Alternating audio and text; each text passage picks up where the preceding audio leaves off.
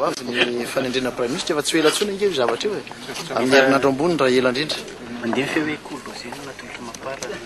feo zay fa tsy miteny amin'io ange dia ny filohan'ny repoblika no manendry an'le izy e misy ny fanolorana avetsy a averoa fa ny filohan'ny repoblika no manendry amin'io zavatra io ny any tiako tenenina fotsiny dia hoe ny tombontsoan'ny firenena no tsy maintsy hojerena ary raha mamaky ny lalam-panorenana isika ary ohatr'izay misy ny foto-kevitra ny lalam-panorenana rehetra manerana n'izao tontolo zao a dia mifototra